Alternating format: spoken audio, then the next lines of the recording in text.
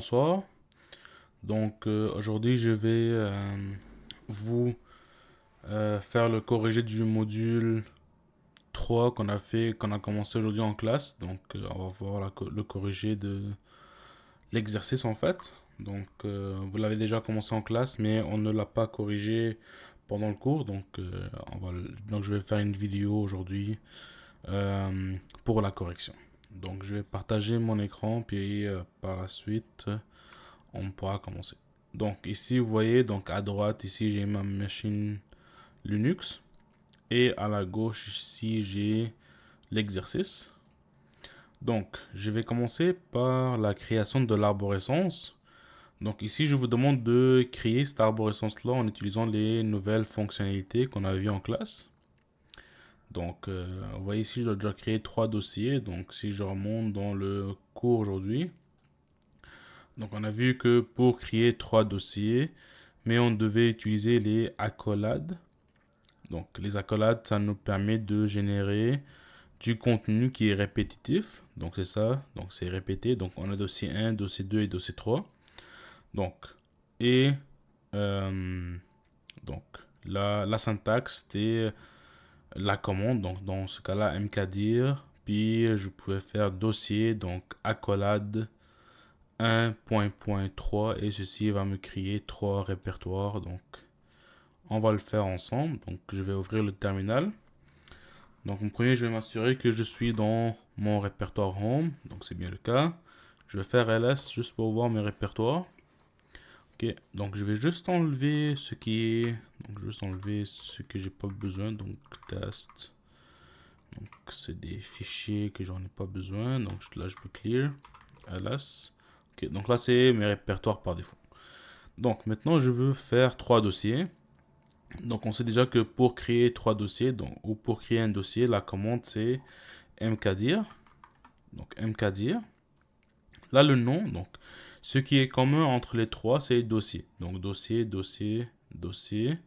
Donc ce qui est commun c'est dossier, puis c'est le chiffre qui change. Donc là on a chiffre 1, chiffre 2 et chiffre 3. Donc on sait que déjà que notre commande ou notre nom ça va être dossier. Et là ici je sais que je dois ouvrir les accolades parce que c'est là où il y a des changements. Donc là, ça serait dossier 1, dossier 2 et dossier 3. Dossier 3. Donc la commande serait quoi? Donc c'est 1.3. Donc il va me créer dossier 1, dossier 2 et dossier 3. Donc là, si je l'exécute et que je fais ls, vous voyez maintenant j'ai dossier 1, dossier 2 et dossier 3 ici qui ont été exécutés ou qui ont été créés. Donc là, je viens de créer mes 3 dossiers. Donc là, je peux me déplacer dans chacun des dossiers et créer les fichiers. Donc dans ce cas-là, je vais aller cd dossier 1. Donc je vais commencer par le dossier 1. Là, si je fais ls, donc j'ai rien, le dossier est vide. Donc maintenant, je vais créer fichier 1, 2, 3 et 4 et file 1, file 2, file 3 et file 4. Donc au total, je veux créer 8 fichiers. Donc je peux faire ça sur plusieurs lignes de commande ou si vous vous rappelez en classe, je pourrais faire ça aussi sur une seule ligne de commande. Donc là, je vais faire ça sur une seule ligne. Donc on sait déjà pour créer un fichier vide, c'est la commande touche. Donc touche. Par la suite, donc j'ai fichier et j'ai file. Donc si on regarde l'exemple qui est dans les notes de cours, ici, donc j'avais créé touche A, donc le file A avec le numéro 1 et 2 et file B avec numéro 3 et 4. Donc on peut se méfier sur ce exemple où on peut prendre Désolé, donc on peut prendre un exemple, on peut prendre la syntaxe de cet exemple ici. Donc dans ce cas-là, ce serait quoi? Ce serait fichier. Donc j'ouvre l'accolade, puis je tape fichier. J'ouvre encore des nouvelles accolades. Et je tape un point. 4. Donc, je vais créer de 1 jusqu'à 4. Par la suite, je vais faire virgule. Je tape File. J'ouvre mes accolades. 1.4 et je ferme l'accolade. Et encore une fois, je dois fermer la plus grande accolade.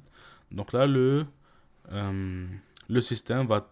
Donc c'est comme en maths. Donc il va prendre le grand accolade, puis après il va commencer à le décortiquer ou à le exécuter. Donc il va dire, ok, donc dans ce grand accolade là, j'ai fichier, puis je dois créer fichier de 1 jusqu'à 4 et je dois créer file de 1 jusqu'à 4. Ici, je peux ajouter aussi donc .txt. Donc j'ai oublié de mettre le .txt et .txt. Donc là, j'ai exécuté la commande. Donc si je fais ls, je vais avoir fichier 1.txt, fichier 2.txt, fichier 3.txt, fichier 4.txt, ainsi que file 1, file 2, file 3, file 4.txt. Donc là, je viens de créer les fichiers dans mon premier dossier. Donc là, je vais me déplacer. Donc je vais retourner dans mon donc je vais retourner d'un répertoire. Donc je vais retourner dans Home User et je vais aller dans CD dossier 2. Et là, je vais créer fichier 5, 6 et 7. Donc touche fichier. Je vais juste utiliser partout des majuscules. Donc fichier 1. Ou non, c'est pas 1. C'est 5.7. Je ferme les accolades. Enter. Si je fais ls, je vais avoir fichier 5, 6 et 7. Même chose pour dossier. Donc cd pour venir d'un répertoire. cd dossier 3. Et là, je dois créer fichier 8.txt, 9.txt et 10.txt. Donc touche fichier. J'ouvre l'accolade. Donc là, j'ai 8. Je ferme les accolades. En fait, je dois écrire 10. Je ferme l'accolade et je crée .txt pour l'extension. Enter. Là, si je fais ls, j'ai le fichier 10, 9 et 8 ou 8, 9 et 10. Donc ça c'est bon. Là, je peux effacer mon écran. Donc je viens de créer l'arborescence ici. Maintenant, je vais répondre aux questions ici que j'ai donc pour le reste de l'exercice. Je vais juste revenir dans mon répertoire Home. Donc la première question, ça vous dit de déplacez-vous dans le dossier 1. Donc CD, dossier 1 et afficher les fichiers qui commencent par file. Donc, si je fais ls, là je vois les fichiers et donc je vois les fichiers qui commencent par fichier et les fichiers qui commencent par file. Mais le but de cet exercice-là, c'est de seulement afficher les fichiers qui commencent par file. Donc, déjà pour afficher, c'est ls, donc pour qu'on affiche ou pour qu'on liste ls. Maintenant, on sait que notre fichier commence par file. Donc, je peux dire file. Et je sais que j'ai file 1, 2, 3 et 4.txt. Donc, ce que je peux faire, je peux juste placer un astérix ou l'étoile pour dire affiche-moi tout ce qui est après file, peu importe les caractères. Donc, si je fais Enter, il va me lister file 1, file 2, file 3 et file 4. J'aurais pu aussi faire ls. Donc, je sais que ça commence par file. Je sais que le dernier caractère peut changer parce que c'est 1, 2, 3 ou 4. Donc, ce caractère-là, il peut changer. Donc, je peux mettre seulement un signe d'interrogation pour un seul caractère. Et je peux dire .txt. Donc là, il va m'afficher encore file 1, 2, 3 et 4. Mais ceci, par exemple, va seulement fonctionner si vous avez un seul caractère. Donc, s'il y en a plusieurs, ceci ne va pas fonctionner. Donc, si on a le chiffre 10, mais cette commande-là ne sera pas fonctionnelle, à part si vous mettez un deuxième signe d'interrogation ou un deuxième caractère d'interrogation. Donc, ça, c'est pour la première question. Maintenant, si je regarde la deuxième, afficher maintenant les fichiers qui finissent par txt. Donc, qui finissent, donc je m'en fous le début du fichier. Donc, le début, peu importe ce qu'il est, je veux seulement afficher les fichiers qui finissent par txt. Donc, je sais que c'est ls. Donc, le début, je m'en fous. Donc, je peux mettre ça en étoile. Donc, tout ce qui est au début, pas important. Mais je sais que ça doit finir par .txt. Donc, je peux mettre .txt. Et là, qu'est-ce qu'il va faire? Il va m'afficher tous les fichiers qui commencent par n'importe quoi, mais ils doivent absolument avoir .txt. Ça va? Ok. Donc, maintenant pour la question 3. Avec une seule commande, afficher fichier 1, fichier 2, fichier 3, file 1, file 2, file 3. Donc, en fait, je veux seulement afficher fichier 1, 2 et 3, file 1, 2 et 3. Donc, je ne veux pas afficher fichier 4 et je ne veux pas afficher fichier ou le file 4. Donc, tout ce qui contient 4, je ne veux pas l'afficher. Je veux seulement afficher de 1 à 3. Donc, je peux commencer ma commande par ls. Je peux dire affiche-moi n'importe quoi qui contient 1 jusqu'à 3 et qui finit par n'importe quoi. Donc, si je fais cette commande-là ici, il va m'afficher fichier 1, 2, 3, file 1, 2, 3. Pourquoi? Donc, ici, je lui dis, peu importe le début du fichier, c'est pas important. Il suffit d'avoir 1 jusqu'à 3, donc numéro 1, 2 et 3, donc 1 ou 2 ou 3 dans le nom. Donc le 1, 2, 3, 1, 2, 3 est là. Et je m'en fous, le nom du fichier finit par quoi, donc .txt ou pas, je m'en fous. Affiche-moi juste les fichiers qui contiennent 1, 2 et 3. Ça va? Donc j'aurais pu aussi filtrer ça plus, donc je peux faire ls, ce qui commence par fi, donc parce que fichier et file, les deux commencent par les mêmes deux lettres, donc F et I, donc I minuscule.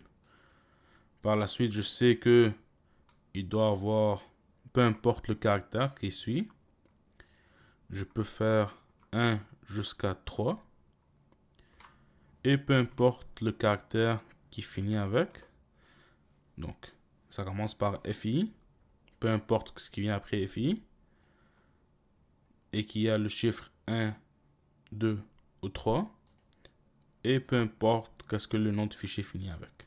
Donc, vous voyez, les deux commandes ici font à peu près la même affichage qu'on souhaite. Donc, je vais effacer mon écran. Donc, on vient de répondre à la question 3. Maintenant, ici, je vous demande de déplacer-vous dans le répertoire Home User avec nouvelle fonctionnalité vue en classe, donc avec une nouvelle commande qu'on a vue en classe.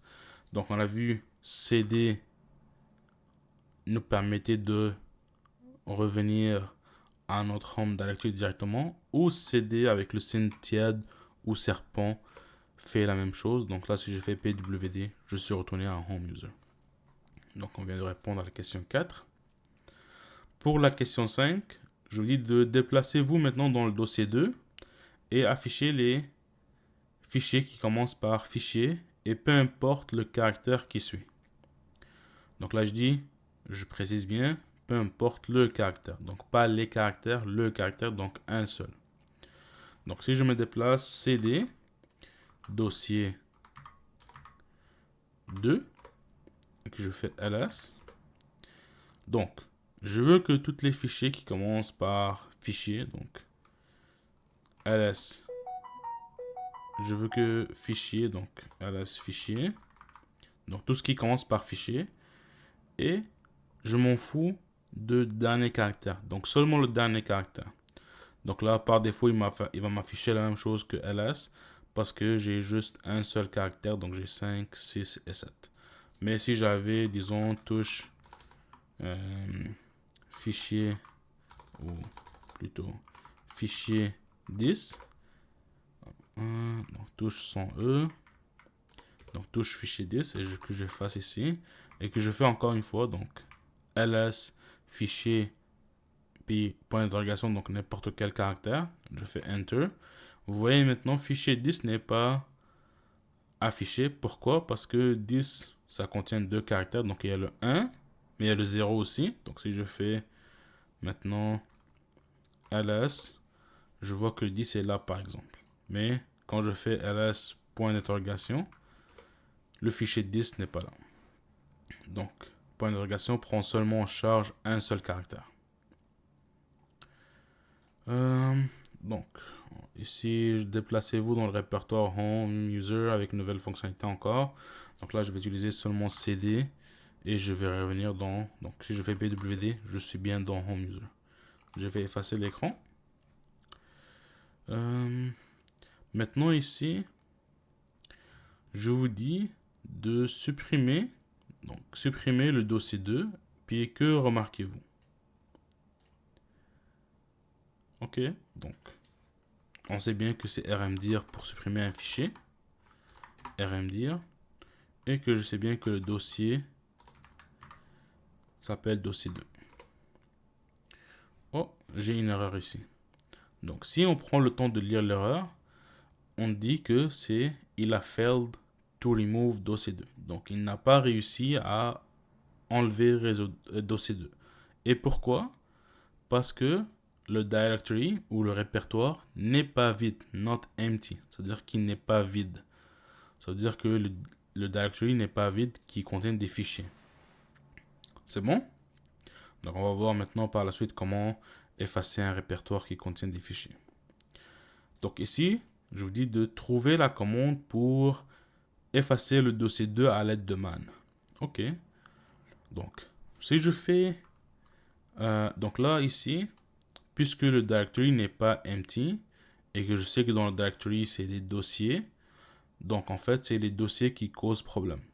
Donc, si jamais je fais man rm, et que je lis dans les options ici, donc si je descends plutôt dans les options,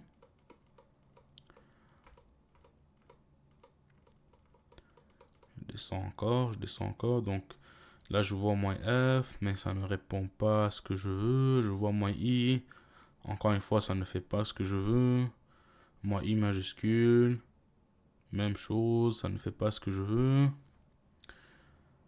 -interactive, ça fait pas ce que je veux, -1, ça fait pas ce que je veux, ok, -preserve root, ça fait pas ce que je veux, -r, donc c'est remove directories and their content. Oh, celui-là il répond à ma demande, donc il va effacer les répertoires et leur contenu récursif.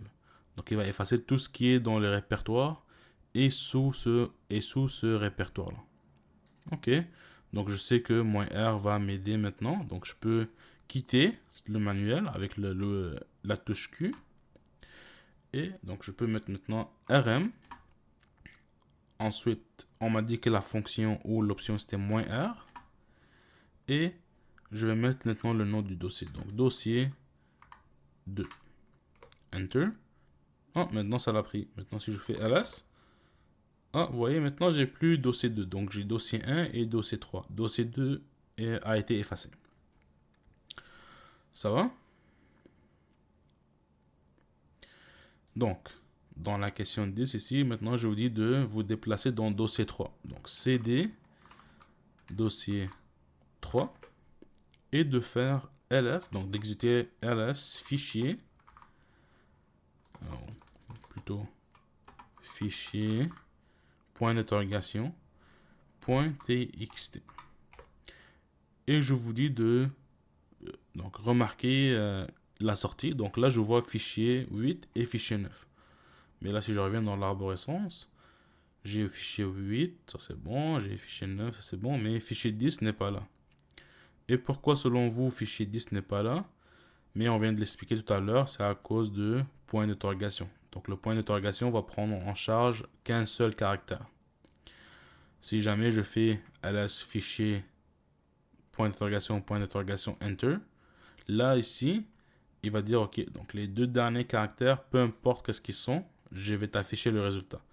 Mais vous voyez ici, donc il doit absolument prendre deux caractères, donc fichier 8 et fichier 9 n'ont pas deux caractères, donc ils n'ont pas été dans le résultat de la sortie de cette commande-là.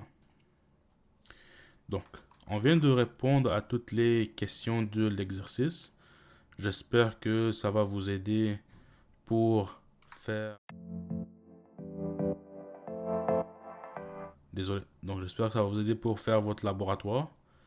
Et si vous avez des questions, vous pouvez toujours m'envoyer des messages Teams ou des courriels.